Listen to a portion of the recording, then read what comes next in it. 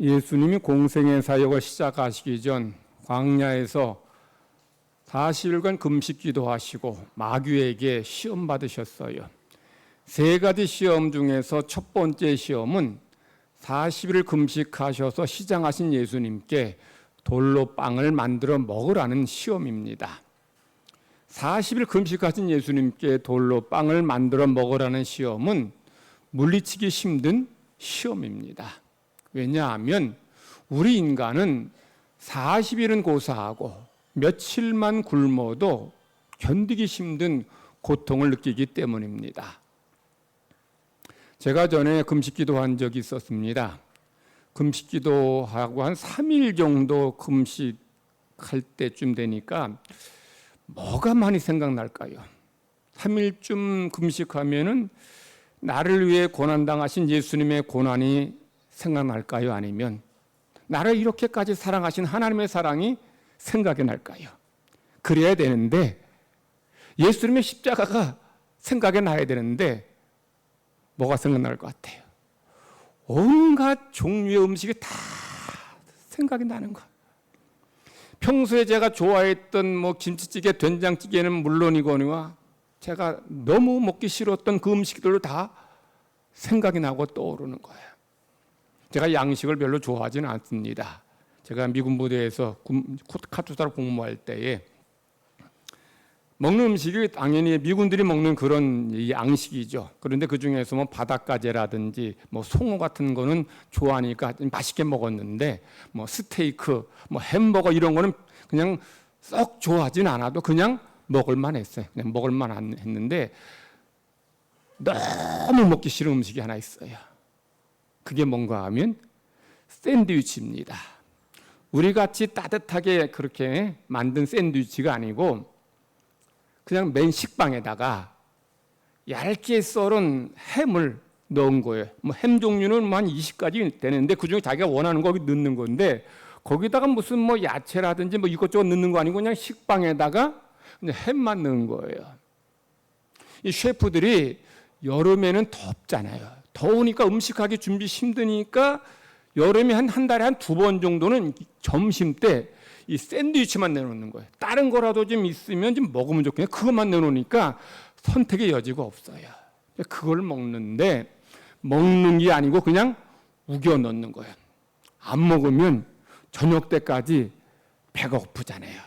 요즘 군대처럼 월급이라도 많이 주면 그거 가지고 나가서 사 먹든지 아니면 카투사 바에서 먹을 텐데 그때 5,000원도 못 받았어요. 그러니 밖에서 먹을 생각도 못 했다. 그냥 억지로 먹었어요.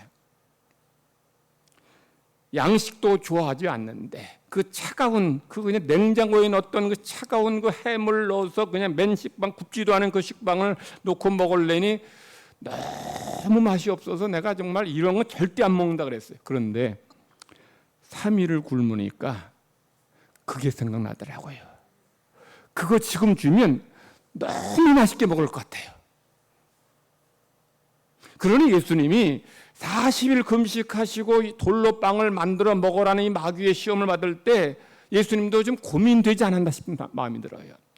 그런데 예수님은 이 마귀의 시험을 어떻게 물리치셨어요? 사람이 빵만 먹고 사는 게 아니라 하나님의 말씀을 먹어야 된다라고 말씀하셔요.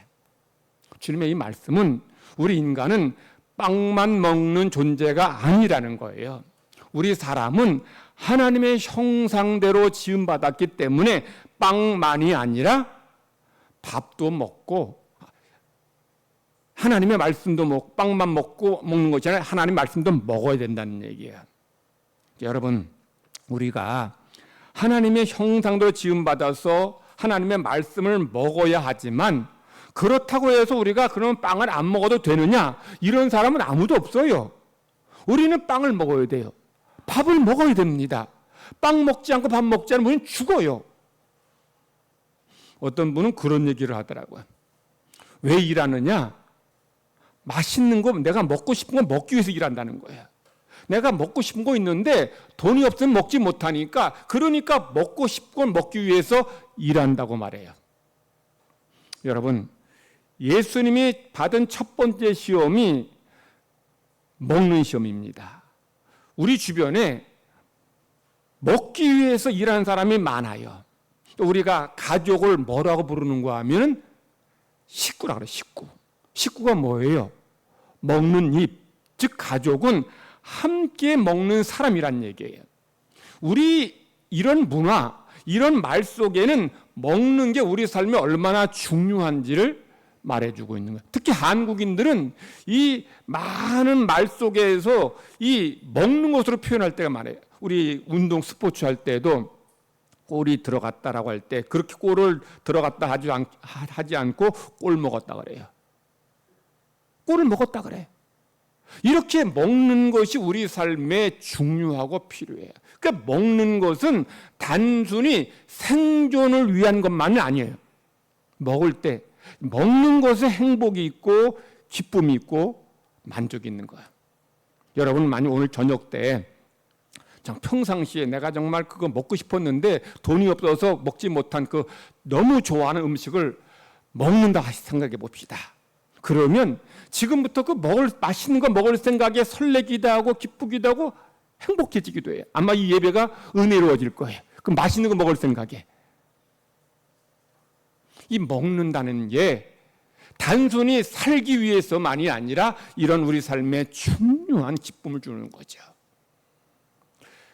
오늘 우리가 주신 말씀은 둘 다 먹는 것에 대한 말씀이에요. 자, 창세기의 말씀은 아담과 하와가 하나님의 그 맛이 선악과를 따먹은 겁니다. 이것은 인류 최초의 죄가 뭐로 인한 죄라는 거예요? 먹는 데서 시작됐던 거예요. 먹는 데서. 하지만 아담과 하와가 선악과를 따먹은 것은 단순히 어떤 한 과일을 먹었다는 의미가 아니에요. 그들은 하나님의 그 맛인 열매를 먹은 거예요. 그들은 하나님처럼 되려고 선악과를 먹은 거예요. 그러니까 단순히 배고파 먹은 게 아니라는 거예요.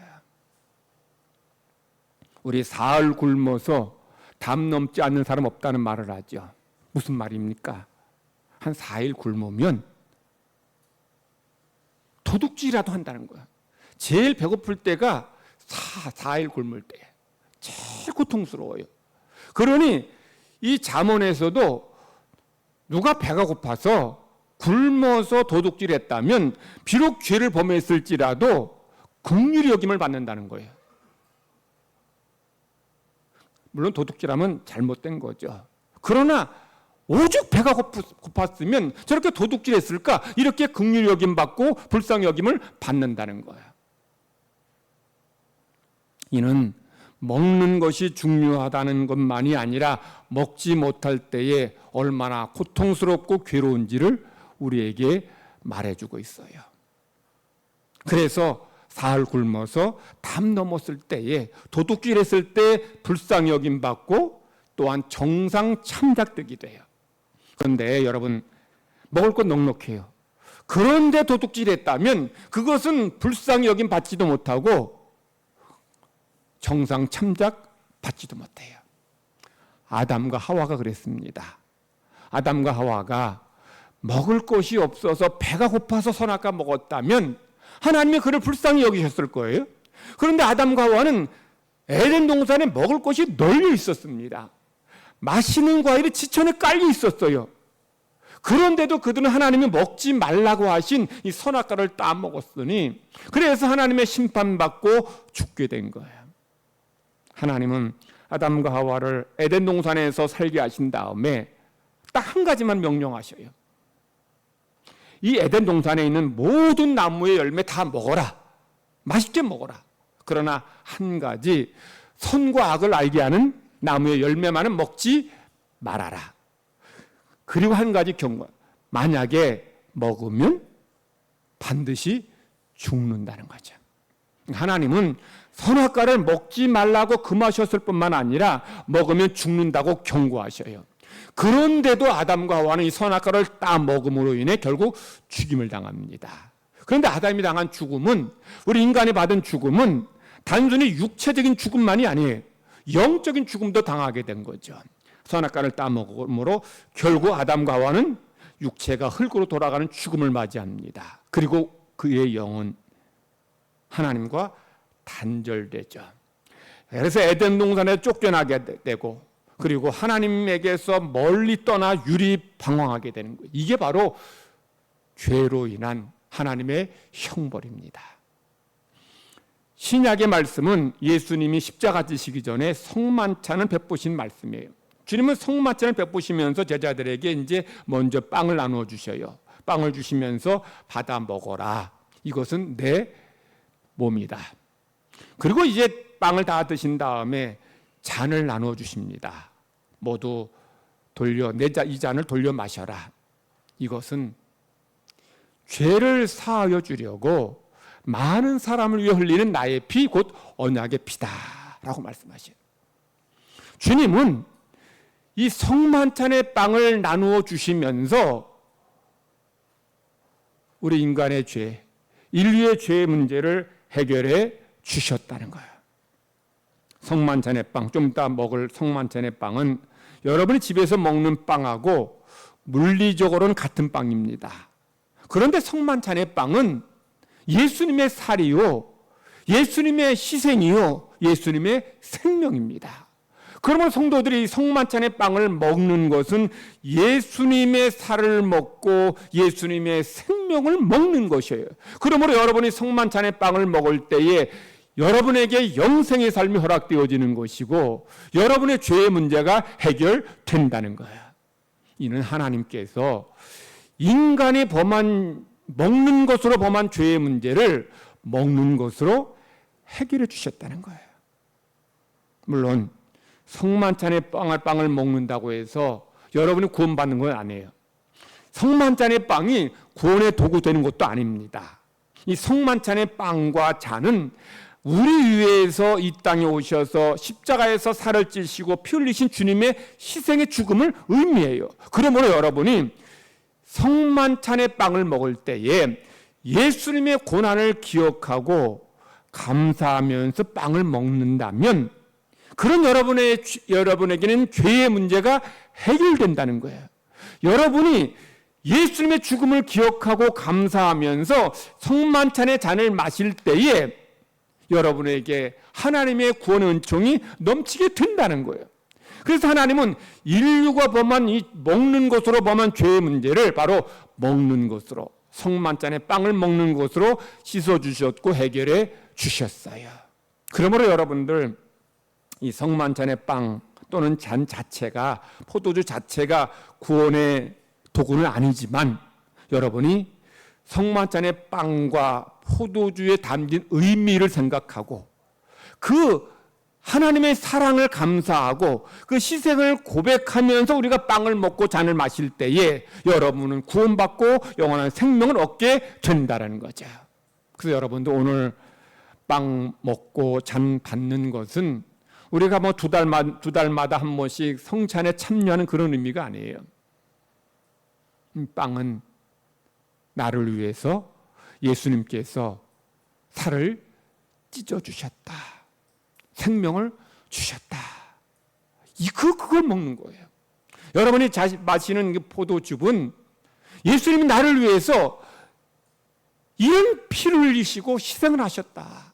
그러니까 이 성만찬에 참여할 때 여러분은 먼저는 하나님의 사랑을 기억해야 돼요. 하나님이 나를 구원하시려고 독생자 예수님을 이 세상에 보내셔서 십자가에서 대속의 제물로 죽게 하심으로 나를 살리셨다. 잔과 빵을 먹고 마시면서 아들 예수님은 그런 나를 구원하시려고 당신의 살을 찌셨고 이렇게 희생하시면서 나를 구원해 주셨다. 내 죄를 해결해 주셨다. 이걸 기억하면서 잔과 빵을 먹고 마시라는 거예요. 그리할 때 여러분에게 하나님의 은혜, 죄의 씻음과 구원의 은총이 넘쳐나게 될 줄 믿습니다.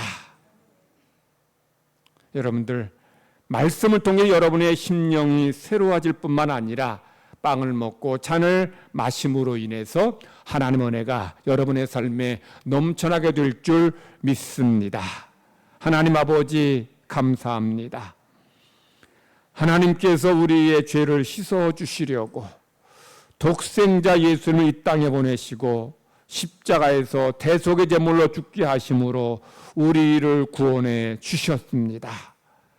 독생자 예수님, 우리를 살리시려고 당신의 살을 찢으셨고 피를 흘리심으로 우리를 구원해 주셨음을 감사드립니다.